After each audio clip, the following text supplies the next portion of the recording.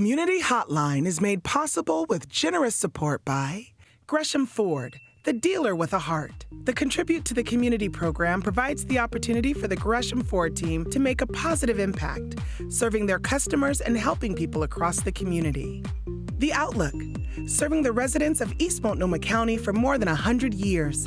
The region's #1 source for information, The Outlook provides readers with intensely local coverage of the issues and people that impact our lives and community.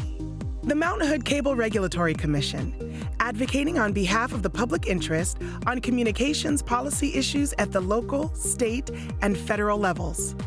A very special thanks to all our sponsors who help make our programming possible.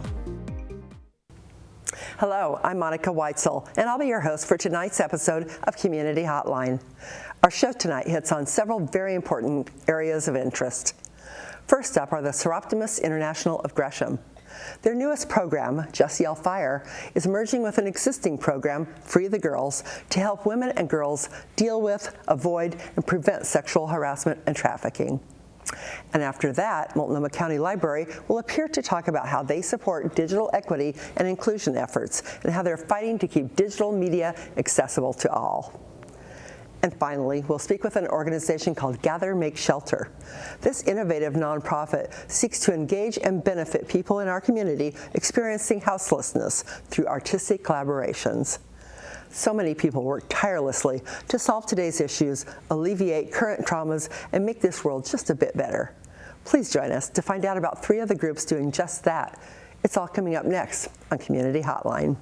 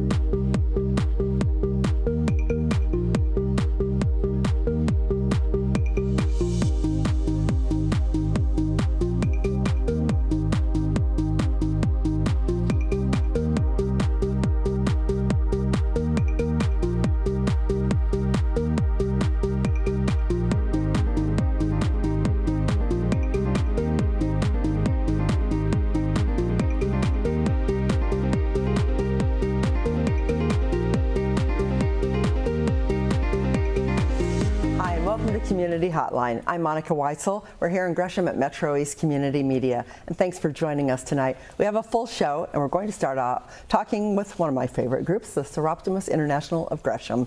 Here to represent the Seroptimists, I have Patricia A. Smith, President, and with us a guest, which is Claire Leiter, the owner of U.S. World Class Taekwondo Gresham. Thanks for being here, both of you. Well, thank you for having me. Yes.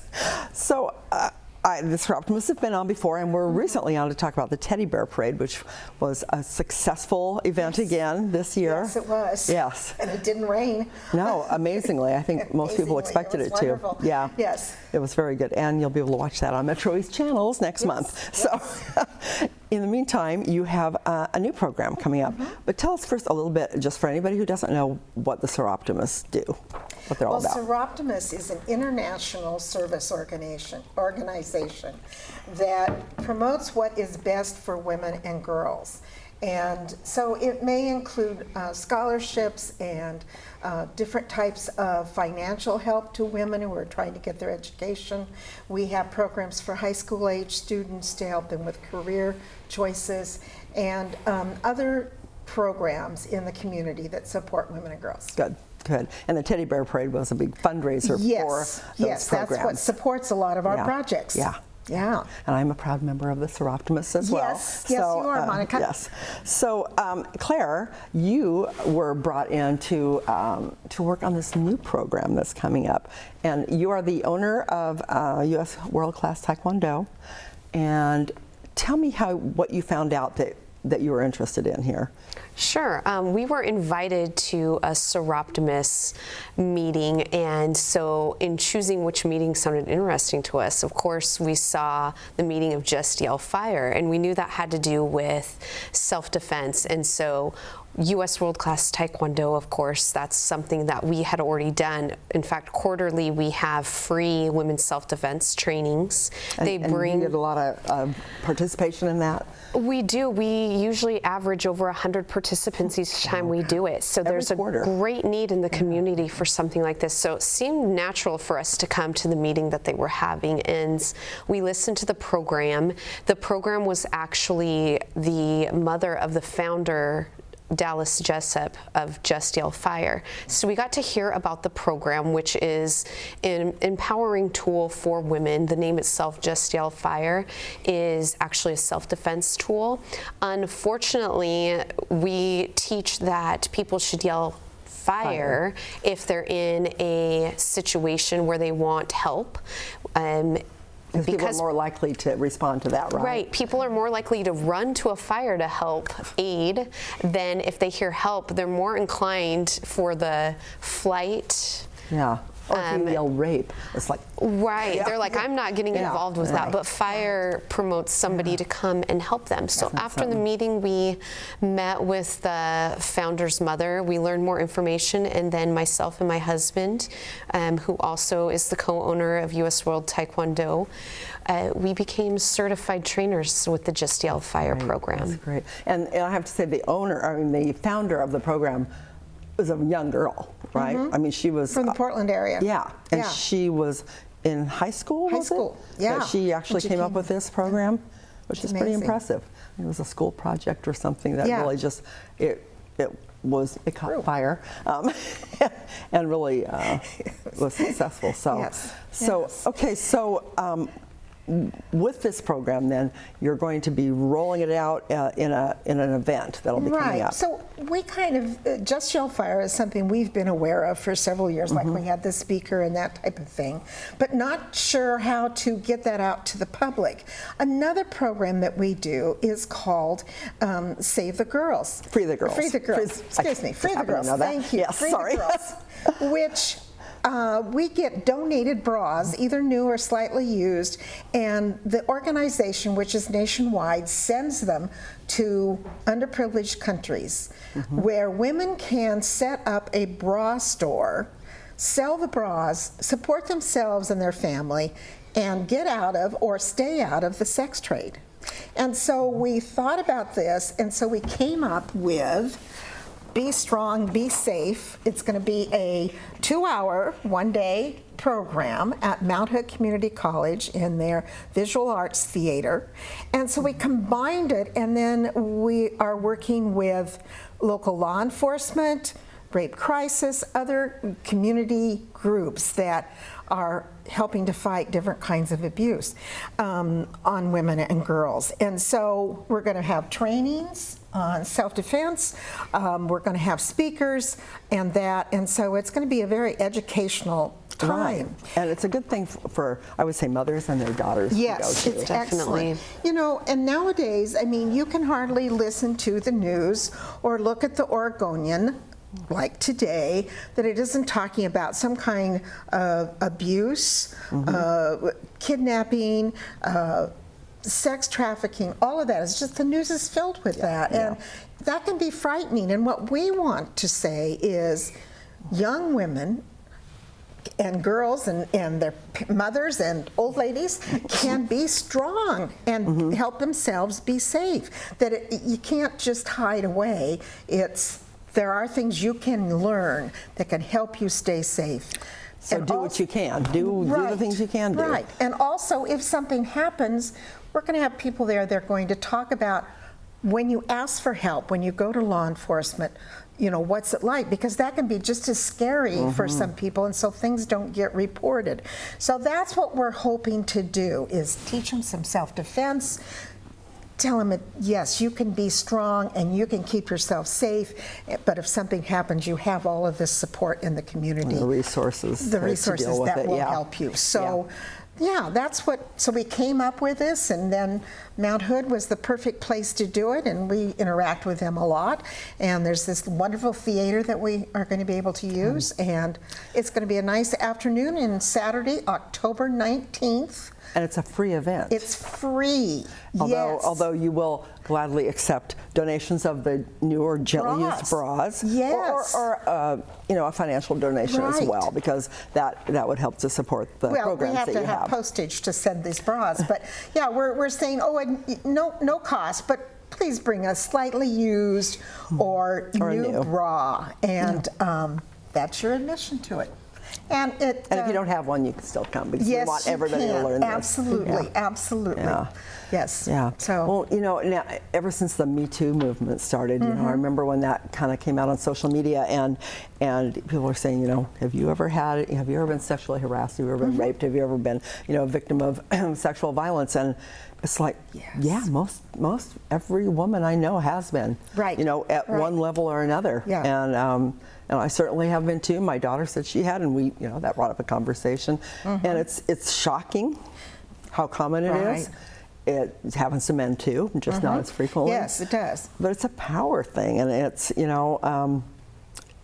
need to be able to stand up for ourselves as best we can and do what we can to mitigate that. And know that we can be strong. We can say no, we can say just yell fire, we can do the best to protect ourselves. And some of the things that'll come up too is talking about date rape, the problems that go on with dating, and maybe ways you can prevent and the early that. And the early signs of domestic abuse and those types of things. Yeah. So we just want to empower especially women and girls too.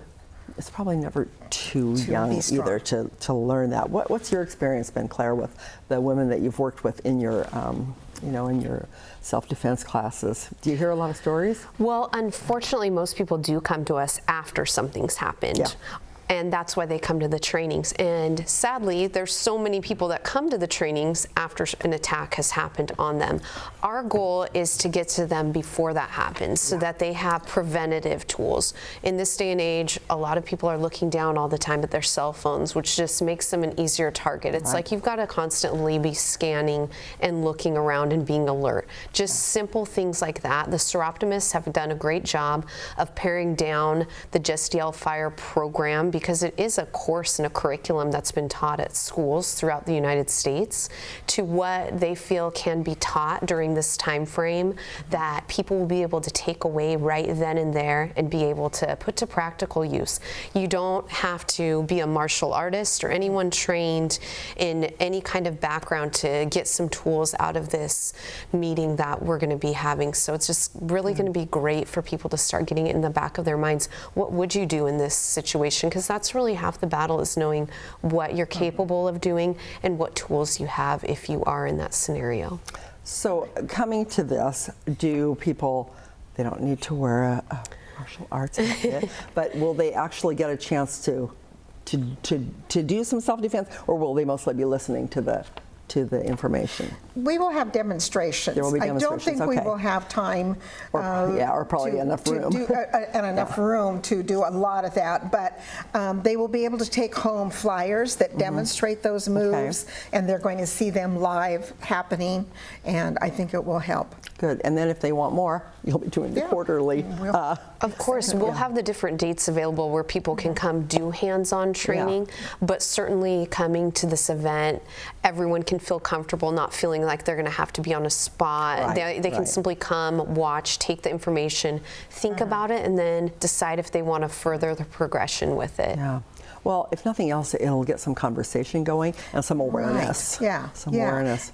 Because just the awareness, if you've thought a couple times about, well, what if somebody grabs my purse or comes up behind me? If you just think about that, that starts ingraining it in the mind. And when that panic strikes, that can come up, and you can remember so what to do. So often I'll be going somewhere and I'll think, why did I bring my purse? Because I feel like I'm a target just carrying a purse. It can be easily snatched away, you know. And so, I've got like a money belt thing that I sometimes wear when I think to do it, that it goes underneath your clothes and nobody can see it. Right. But, just making yourself a target is you need to be aware of those things, or else I have my keys in a different pocket just in case my purse gets stolen. I still have my keys in my phone or something. Yeah, exactly. And a lot of people feel like it's going to be the time where they're in an unfamiliar place. One of the main teachings is that most of the time it's somebody that you do know that is your attacker, and to be alert and aware.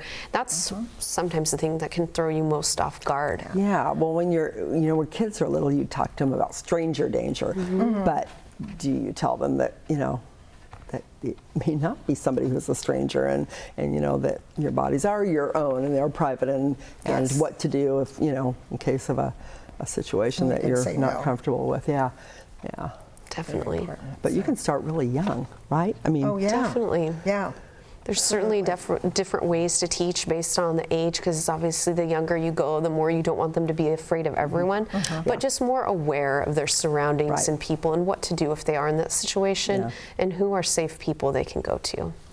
What else do we need to know before we run out of time? Is there anything else we need to know about this program? It's October 19th. That's October 19th. It's at Mount Hood. Saturday, just a couple hours, and there'll be people time before and after to talk about the people that are there, talk to about their programs, talk to the police and different people that are going to be there. Good. And I imagine if there are groups out there that have, like some of the fraternal groups or other groups out there that want more information on this, that maybe somebody would go and talk to them about it. Sure. Like maybe some Seroptimists and Claire. And Yes, I think to get the word out, the more you get the word out, the better. Yes, yes, And absolutely. Yeah.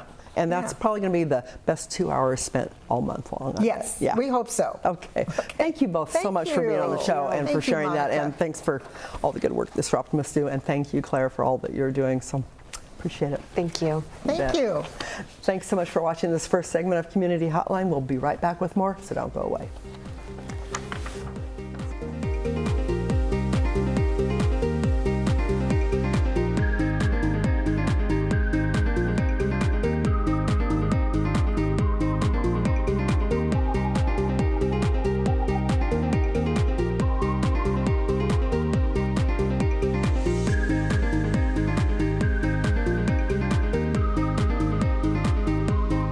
Community Hotline is made possible with generous support by Gresham Ford, the dealer with a heart.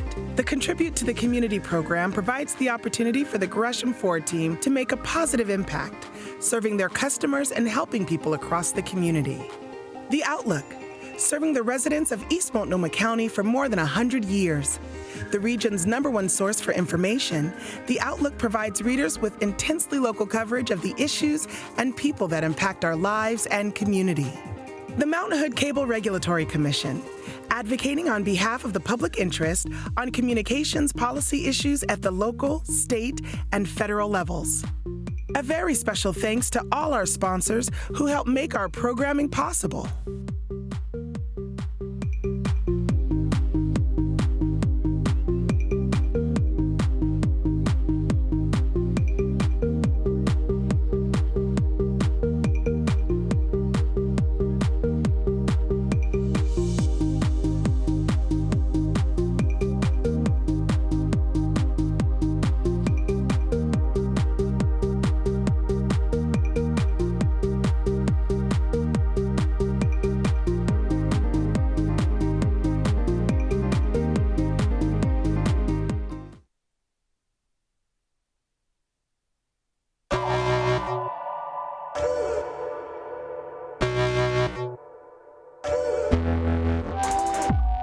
I feel like everybody loves music, and for kids like us in Rockwood to have something like this, like the tools that you guys provide for us, I feel like it's really important because we can get our, our story out. We can tell about what we're going through in these streets and stuff.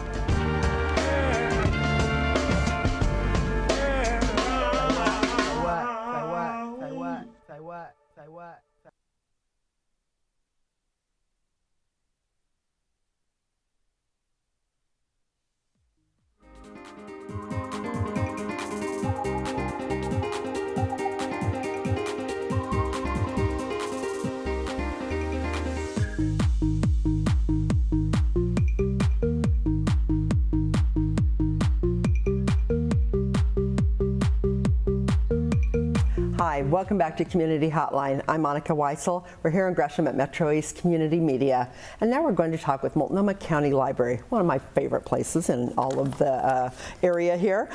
We're going to talk first of all with Bailey Elke, who is the Director of Libraries. And John Warona, you are the Director of Content Strategy for Multnomah County Library. Welcome, both of you. Thank you so much. We're happy to be here. I do love the library. I am such an avid library fan. And have been since I was a little kid. And my granddaughter, when she turned 1, I took her to get her first library card. So we go often. Like to hear. But there's a lot more at the library now than there was when I was a kid. Yeah. And since this is Digital Inclusion Week, and I think we should talk a little bit about some of the digital content that you have there, because it's expanded greatly. Absolutely. And maybe you could tell me a little bit about that and about how the library supports digital inclusion and equity. Yeah, I think I'll let John take that one. Okay.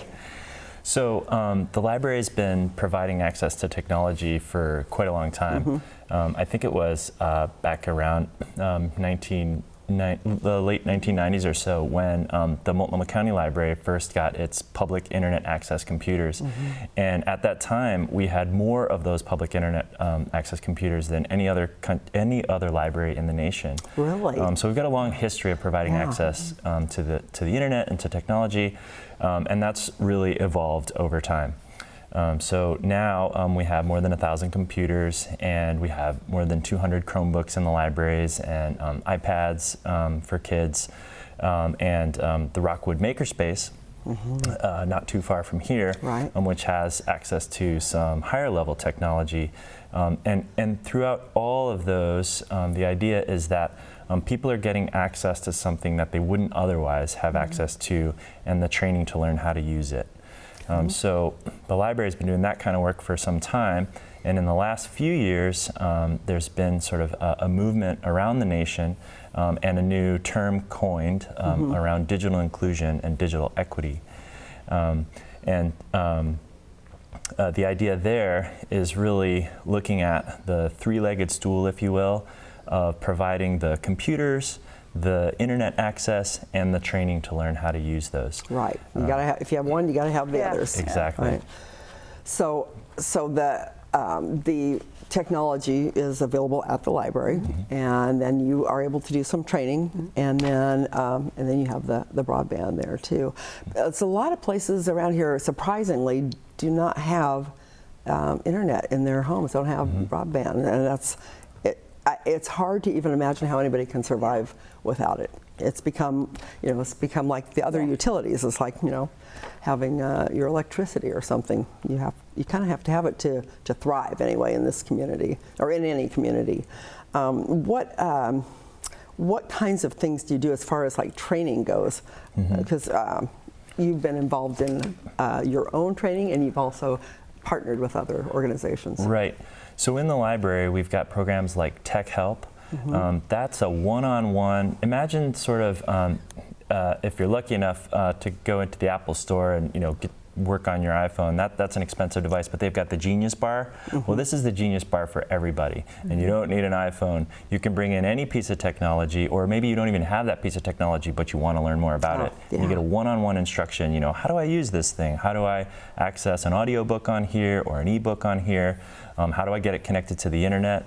I just got this device from my son. He handed it down to me. Yeah, my son handed it down to me. I love it. That's usually the way it goes. We get that one a lot. This is what this picture is? Yeah, so that's Tech Help. Tech Help. So that looks like me helping my mom, with her smartphone or with her e-reader, because as the devices get smaller and smaller and more complex, some people can be left behind, and so the Tech Help is a really great opportunity for people to get help.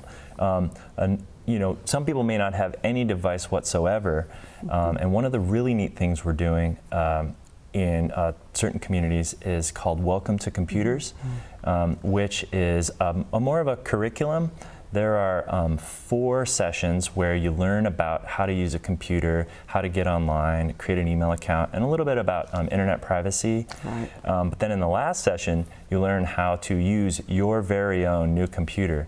And that's through a partnership that the library has with Free Geek. And in fact, MetroEast Community Media has a partnership with Free Geek to do the same thing. Yeah, we do. And so we're able to give out like 200 computers a year, and we're really trying to expand huge. that And capacity. it's targeted for people who don't have a computer already, is that right? That's exactly right. That's right. Who don't know how to use them. Yeah, and I think it's an interesting thing to add to that is that those sorts of trainings are also often available in languages other than English. Yes, I think we've done them in like 12 or Yeah. 13 languages. I don't know about the library.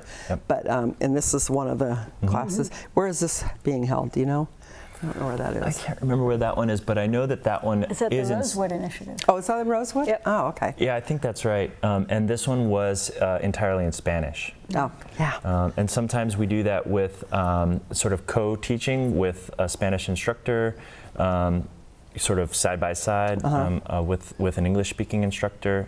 We've done ones with a Somali community. That one was really fun because the community took over the class, and by the end, one of the exercises was looking up some recipes that really brought them together. And on the very last session, when they got their computers, they did a potluck and surprised the instructor. So Isn't that it was cool? really fun. I mean, and how really wonderful to meaningful get them. and food from their culture, I'm sure, and from their home country. And absolutely. Yeah, Truly a that's taste of home. Yeah. That's, Yeah, exactly. and that's it's hard to get into some of those communities, especially the immigrant and refugee communities. It's hard to gain their trust at first, but I think MetroEast has done a good job. Yeah, I think the library's absolutely. done an excellent job of reaching out to those communities and gaining their trust. To let them know we're here to help you. We want you to benefit from the things that are here too. Absolutely. And the library is probably one of the most trusted organizations around, I bet. Yeah. I mean, I believe that is true. Yeah. And we take that trust very seriously.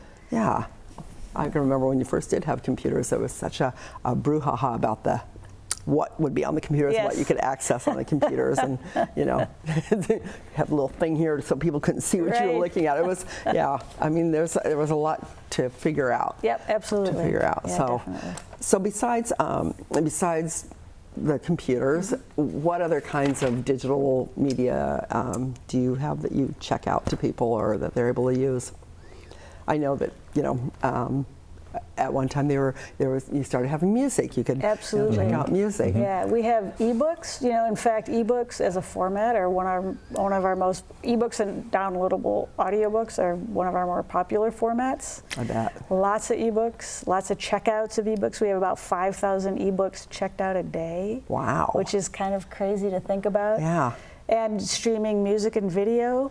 I think a lot of folks don't realize that with a library card, you can sit at home and stream music, including music by local artists. We have a whole program that invites local artists to submit their music. It's vetted by people who are in the industry. Yeah. And then selected to be put onto our catalog and made available I to didn't the know that. community. I think that's great. Yeah, That's it's great. actually kind of amazing. Now, is that available? Do you go through Libby or do you go through?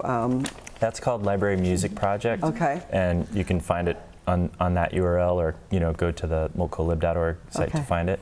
But Libby is the ebook platform. Right. Yep. And okay. that's an app that you can download on your smartphone. Right, and I have. Yeah, and I have my account with Multnomah County Excellent. Library. Good, and, good. Yeah, yep, Good. and I use it frequently. Go in there to renew those books that I didn't quite finish, or or put one on hold, or Exactly. whatever. So yeah, it's very useful. Other things you have, I know you've got here at work. Here we use the lynda.com site. Yeah, that's a very, very bit. popular database. Yeah. And a lot of folks, in fact, I just read a tweet today from someone who was grateful for that free access to Lynda, who was using it for her own sort of growth and development. And, Yeah. we're happy to make that and a lot of other sort of databases and tools that are available online, available for free to the public. All you have to do is have a library card. Yeah, and that's easy to get. So Yeah. yeah. So if you're new to the area, maybe you don't know about the library system, maybe you're new to the country, what would you suggest? You think it's better to just go online or come into the library and talk to somebody about what you have available? Gosh, well, I think it kind of depends on what you're most comfortable with. And maybe you don't have a computer, so yeah. Yeah, I know for sure. We see a lot of people, probably as many people accessing the library via the computer as walking into our spaces. But we get a lot of people in our spaces as well, and I believe we have, our staff give the best customer service in the area, and we hear that regularly from our patrons. And I think there's a lot to be said for that sort of one-on-one personal assistance. And we take great pride in the fact that we're there to provide that high level of support and service, no matter who you are. Right? No matter where you come from, no matter your resources, no matter what you believe or think, and everyone gets treated with the same degree of respect. That's the way it should be. Yeah. That's the way it should be. Yeah. And it's really fast checking out books now. Yes. Compared to back in the day, it's like, wow. Put them in there, you're done. Right. So tell me about this device you're holding in your hand here, John. Yeah, so this is a dedicated e-reader. And I've got it loaded with ebooks from the library. You don't have to have one of these to read ebooks from the library. You can read them on a computer, or you can read them on your phone. And the really neat thing about ebooks, I think, is that you can access them anytime, anywhere, as long as you've got an internet connection. And again, if you don't have an internet connection, you can come into the library, download it, and then take it away and use it offline. Which is great. The thing is, a lot of people can't afford to, go to Amazon and buy those ebooks. Right. But if they can access them from the library, then it really opens up a whole new way of reading. You can enlarge the text on this screen. You can change the background so that it's black background with white text. You can look up words that you might not know. You can jump around inside the text. So it's really a really rich sort of reading experience, and I think that's why people have gravitated towards it. It's also really handy. I can have War and Peace, but it's only this heavy. I have War and Peace at home. War and Peace at home is print is so tiny that I can't read it anymore. So I'm gonna have to. So that's why ebook usage has skyrocketed. Something like it's over 200% in the last 5 years in our libraries, and the demand is outpacing our ability to sort of feed that demand. Wow, that's amazing. Now I heard something about that there is a threat to that. Can you tell me what that's about? Sure. So, as John and I have both been talking about, ebooks are an incredibly popular format for people, and that growth, it does seem almost insatiable in terms of people's interest in that format. And we rely on publishers to produce those ebooks, and then we purchase copies of those ebooks that we then make available to the public, largely through that Libby app that you were just talking about. And we have lots of agreements about price for those ebooks, about terms related to how long that ebook can last. And it's been a sort of a touch and go conversation over the last several years in terms of how to navigate that landscape, both for publishers, absolutely, and I understand, for publishers, for the authors who are creating that content, who are such an important part of that landscape, and then for the public that we serve. And what has transpired over time is that the cost of those ebooks, specifically to public libraries, has been really high. One of the great examples that we use all the time is that, for the average consumer like you or I as an individual, we can go on to Amazon and purchase the latest bestseller for $14.99. The library more than likely would be paying around $60 or more for that same exact digital file, because that's what it is, right? Is a digital file. And then there are additional terms. So the library can purchase that title for $60, $70, and then we don't actually purchase it, we license it, and we make it available to the public. And there are other terms. So potentially we make that available for 24 months. And then in order to continue to make it available, we have to repurchase that same title. And we have it for 24 months, and a certain number of checkouts. Okay. And it varies depending on the publisher, how that all is set up. And for us, the notion of having to repurchase things we already own means we're spending money on things just to maintain the access to materials that the public wants, where you could which be getting eliminates more or reduces our ability to create a larger and richer collection. And in addition, recently, one of the major of the big 5 publishers, Macmillan Publishers, announced that in addition to those price and time constraints, as of November 1, they're going to enact an embargo that says any library system in the United States, once they release a new ebook, that library can purchase 1 copy of that ebook. They give it to us, they'll give it to us at a reduced rate, like $30 instead of $60, but 1 title for 8 weeks. And so the example I like to use is Nora Roberts. There are a lot of people who love the writer Nora Roberts. She's got a new book coming out after November 1st, after that embargo takes place. It hasn't even been released yet. Okay. We've already got a couple of hundred holds on that ebook. So by the time we get to November 1, and Multnomah County Library, which has a service area of 800,000 people, gets to purchase 1 copy of that book. Does that mean only one person can read it at a time? Yep. And so over the course of that 8 weeks embargo, maybe 3 people will be able to read that book. And in the meantime, all sorts of other holds will be building up, and people will now have to wait months and months and months to get that title. And it will also mean that in order, we have a ratio. We like to, every time there's a hold placed, once that builds up to 6 holds, we'll purchase another copy, because we don't want people to have to wait too long. But that means all of those holds are going to build up, and people are going to be antsy, understandably. And a lot of folks who can, I mean, this is where it becomes a real equity issue. People who can will then go to Amazon and purchase that ebook. But there are a whole lot of people in this community that is an equity who can't issue. do that. Yeah. And so we have a lot of concerns about that. I think we're just about out of time. Can you tell me real quick, is there anything we can do about that? Absolutely. There's a place you can go and sign a petition asking Macmillan to reconsider that embargo. And it's eBooks for All. You can go to Twitter, you can go to ebooksforall.org. And there's a petition you can sign. We've gotten a lot of really great folks from the community. Every time I look at it, I see more people from Oregon, which is terrific. So we're encouraging people to go to that petition and sign. Okay. Well, we'll try to do that then. Terrific. Ebooks for All.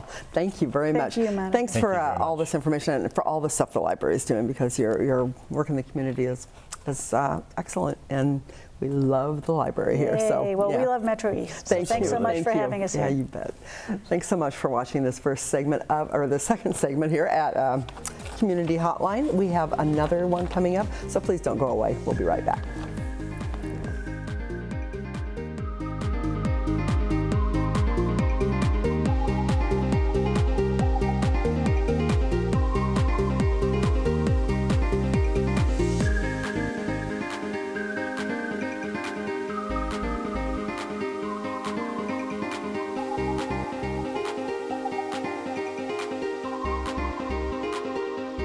Community Hotline is made possible with generous support by Gresham Ford, the dealer with a heart. The Contribute to the Community program provides the opportunity for the Gresham Ford team to make a positive impact, serving their customers and helping people across the community. The Outlook, serving the residents of East Multnomah County for more than 100 years. The region's #1 source for information, The Outlook provides readers with intensely local coverage of the issues and people that impact our lives and community. The Mountain Hood Cable Regulatory Commission, advocating on behalf of the public interest on communications policy issues at the local, state, and federal levels. A very special thanks to all our sponsors who help make our programming possible.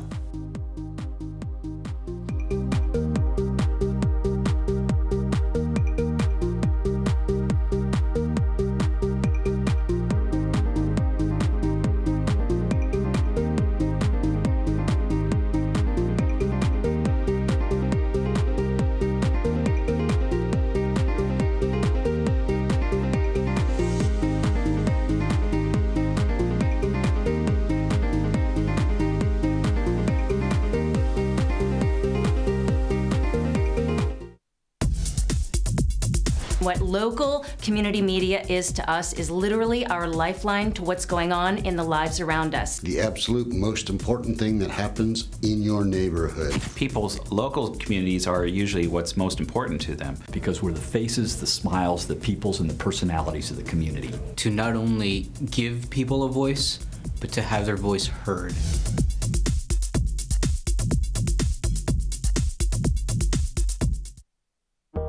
MetroEast plays a vital role in strengthening community life by helping nonprofit organizations share their story.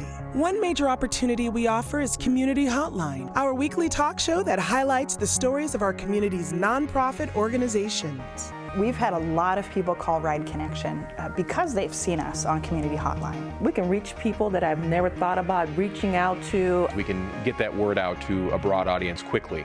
The list of causes and nonprofits that we support is really incredible. Do you know a nonprofit you'd like to see on Community Hotline?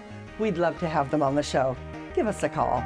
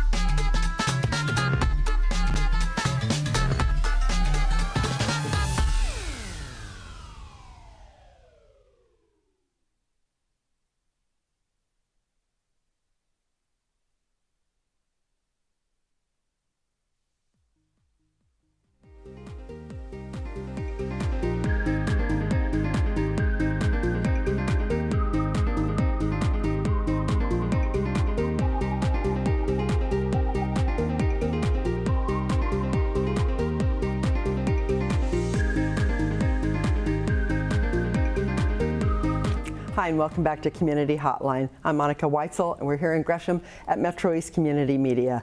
Now, to round out our show tonight, we're going to talk with Gather Make Shelter. This is an organization that was started by Dana Lynn Lewis, and you are the founding director. Mm-hmm. Thanks for being here. Thanks so much for having us. So Gather Make Shelter is a really interesting, different concept, and I love what you're doing. Maybe you can tell our viewers exactly what you do. Okay. I had this idea in 2017 to start this project to make a giant community-wide collaboration with the population experiencing houselessness and poverty and artists in town, and encourage businesses and volunteers and philanthropists to jump on board, and that we could all do something really cool together. Which is pretty much the whole community. That pretty much covers it all. Yeah, it covers a lot of people. Yeah. At this point, there's over 1,000 people involved. Wow. In the beginning, I thought, I started going into all these social service agencies to talk to people to say, I have this idea, but I'm just not going to throw it at the community. I want to see what you think, if you think people would be interested in working on this, and if you could help me. What was the response like? Well, at first people were a little bit like, because people want to volunteer and they have the best of hearts, but they don't necessarily, sometimes it's harder for agencies to take on a volunteer who doesn't really know the population or know exactly what that's going to be like. And I got lucky, and I figured it out quickly, and Kathy Pape at Central City Concern was the first person to jump on board and said, I get this, and I believe in you, and we should do this. Wow. So you get some credibility right away with an organization that's been around for a long time. And they're amazing. Yeah, they just celebrated their 40th anniversary, and went and partied with them. That was really fun. Cool. Very cool. So then it just went from there. Other organizations started calling and jumping on board, and that's how I initially connected with the population experiencing houselessness. And then also throughout the project, people start coming to me. People introduce me to their friends. There's a couple camps involved. Dignity Village is involved now. Lots of different places. So what we do The other thing I did was I started to ask ceramic artists in the area if they'd be interested in making bowls for the project. Because what I wanted to do was to start a project where people could learn how to paint ceramics and learn some entrepreneurial skills and a little bit of art history, and it would all come together.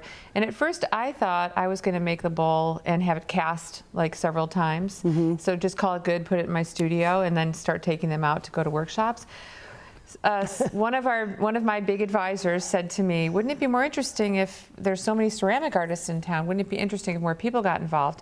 And I was like, well, you just quadrupled my workload, but actually, but yes, it would be more interesting. It is more interesting. So over 200 potters, including kids from Grant High School and professional ceramic artists all over town, have come together for these big throw-togethers where we get together and throw at some big studio, and then they donate their pots. So then I take those pots into all these social service agencies, and we do these workshops. People get paid $20 and a t-shirt to participate in the project, and we always have food. The food is sometimes, like this year, our pie of the year is Hot Lips. Hot Lips Pizza's donated the pies for this year. Grand Central has donated, Sizzle Pie has donated, lots of people. Then other people get online and they're like, how can we volunteer? What can we do? And I was like, well, you could make lunch today. Said families have brought beautiful lunches and put little notes in every sandwich and all kinds of things. And so the families or people or individuals come to deliver the pizzas or to do whatever. They come into the workshop and they meet people.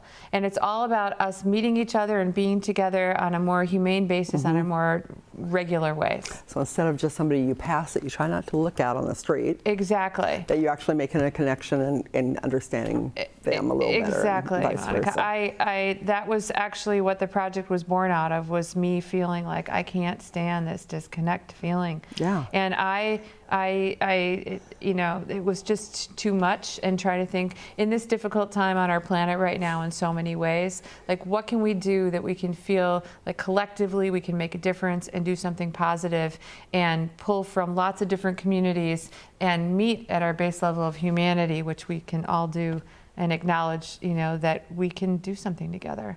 So and it sounds like it's been very successful. If you have 1,000 people it's been involved pretty great. Yeah. So where do you go from here? So the next project's called the Gather Make Shelter Academy. And so I am picking. Is this, I just have to interrupt here. This is the Amani Center at Central City Concern. These beautiful women that I worked with there. Beautiful pots. They're so proud of their bowls, which is so amazing. This is over at Oregon College of Art and Craft, where we had our last throw together before they closed. And that's right. but several of these potters are still on board and working on the project. Nice. So people are serious.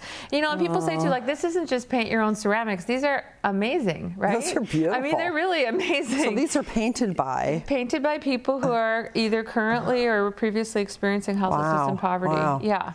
And all these different agencies this is from Street Roots. The pictures from before was New Avenues for Youth, and also PAIR. Good organizations. This is at the Estate Hotel, which is a mentor program, a part of Central City Concern. We have 17 different locations, and we're adding more. Wow. And so you can see that image on the left. She is looking at an image of Paul Clay's work, and she is riffing off of that in making it her own. Making her own. And then Eileen, who's on the other side, she just goes for it, and it's always amazing. Yeah, it's really, really great. Okay, so the pots are made by the professionals. Yes. They donate them to the project, and then we paint them in these things. So now the Gather Make Shelter Academy project is I've picked several people that I've worked with over the course of the last few years, and they're going to be paired directly. A painter and a potter are going to be, ceramic artists are going to be paired directly, and they're going to be working together for a year. And we're going to do lots of different activities. And there's going to be an exhibition at the Russo Lee Gallery of their collaborative works, as well as the work that the ceramic artist normally does in their studio, which is really cool, because a lot of those guys don't have galleries in town, which is great. So it's a big opportunity for us to come together in that kind of way. And then the other thing that'll happen is the people who are in the Academy project, the painters who are experiencing houselessness, we're going to be doing all kinds of activities. I'm going to be teaching some classes at the Multnomah County Library, which ties into your previous guest, which is really great. Also, there's going to be passes and tours of the Portland Art Museum by curators there. They're jumping on board to help us too. And then some of the classes are going to be taught at PNCA. It's not all going to be just in the shelters and camps. It's going to be out in the community. Lots of the galleries are going to get on board and give tours of, you know, welcome to the gallery. 12 times a year you can come in and see a different show, and it's free. That's awesome. And you're welcome to be here and spread the word. And so these Academy artists are also going to be ambassadors, and they're going to be co-teaching the next series of workshops, and we're going to teach 60 workshops over the course of the next year. That's a lot. Yeah, and they're going to be co-teaching that with me, and that will impact another 600 people. Oh my. And then in the fall, so what's happening is we launched the Academy now, like exactly right now. In fact, we have a Kickstarter, which we're going to look at a little video of, that launches today, just a couple hours ago. Perfect. And then in June, there's an exhibition with the painters and the potters. And then in the fall, there's a giant community-wide celebration again for all of us to come together and celebrate the fruits of our labor and everything we've done. And the work that's sold from that event will go to help get people into housing. Oh, that's so great. It's you. just this perfect little, you know, circle of people coming together, and just all comes out nice. I do a lot of this with my hands. Yeah, but it is. It's kind of a circle, you know. We start here, and that's also. I'm not wearing the T-shirt, but you'll see it in the video. That our T-shirt has a symbol that I drew on it, which is really all about that too. I love it. So since the Kickstarter started today, and MetroEast was able to put together a video for you, I think we should take a look at that now and find out what that's about. You bet. Gather Make Shelter is a citywide arts collaboration that creates a new model of engagement and connection between people experiencing houselessness and those more fortunate in Portland, Oregon. The project began in 2017 and bridges art making, skill building, and philanthropy through a direct humanitarian effort within our community. To date, we have worked with over 1,200 people, engaging 800 people who have experienced houselessness, and countless volunteers, artists, businesses, donors, and community members. Our continuing vision includes the Gather Make Shelter Academy, which invests in people experiencing houselessness to foster personal growth, participate in art collaborations, and create professional opportunities for them. This is one of my bowls I painted for Gather Make Shelter. It's a free-flowing piece. I just did feathers. Here's the medicine wheel right here. I just looked at the bright colors and how I'm making a change in my life, and I want to brighten it because it was in a very dark place. The Gather Make Shelter Academy pairs professional ceramic artists with painters who are experiencing homelessness. These artists will collaborate on new works together over the course of a year. During each art-making event, stipends and food are provided for all participants. The resulting artworks will be exhibited at the Russo Lee Gallery. 35 people will be participating in collaborative partnerships over the course of the next year. During this time, 60 workshops impacting an additional 600 people will be held. To kickstart the Academy this fall, we need to raise at least $21,000 in the next 21 days. Your contribution helps people who have experienced houselessness build leadership skills, mentor their peers, and artistically collaborate with ceramic artists in a variety of workshop settings citywide. Your donation will help us break down barriers and create opportunities that will contribute to bettering the lives of everyone in our community. Every single person involved in this project makes a difference. I would hope that other cities do the same, because the problems of the homeless are the same no matter what city it is. And I'm glad it started first in Portland. And I would love to see this become also a national conversation.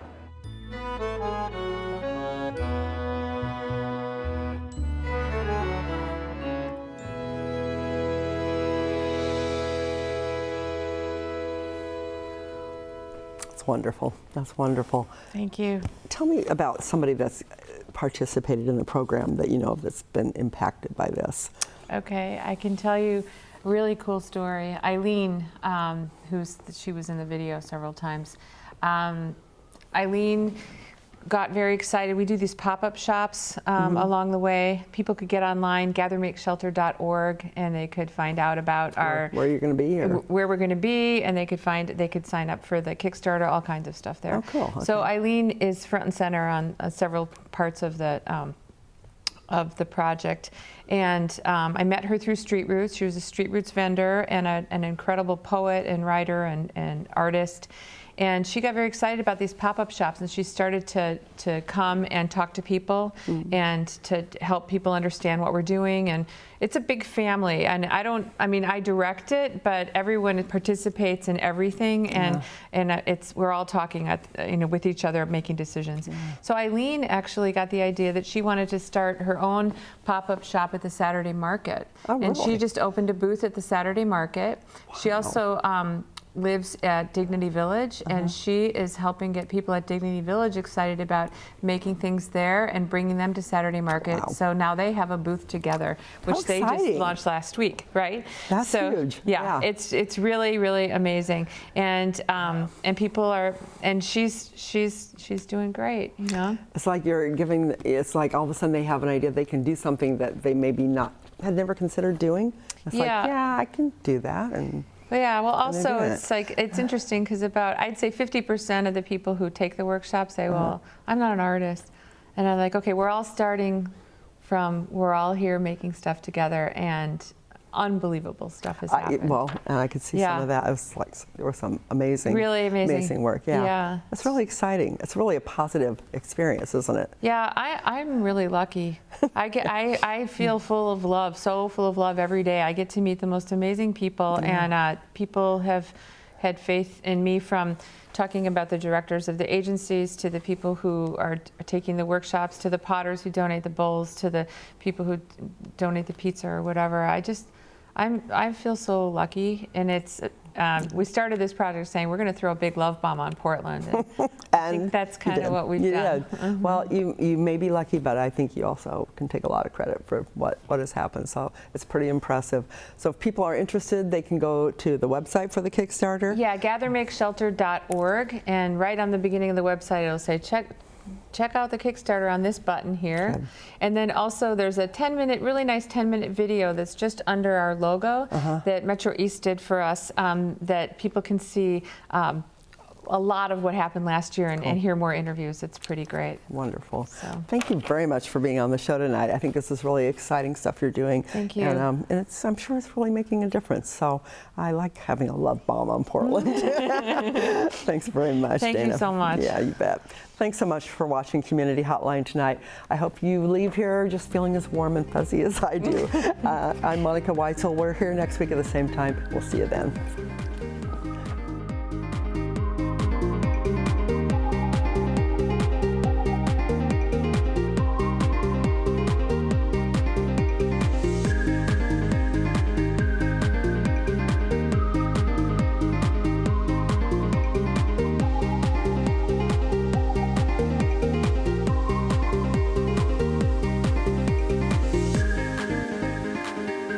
Community Hotline is made possible with generous support by Gresham Ford, the dealer with a heart. The Contribute to the Community program provides the opportunity for the Gresham Ford team to make a positive impact, serving their customers and helping people across the community.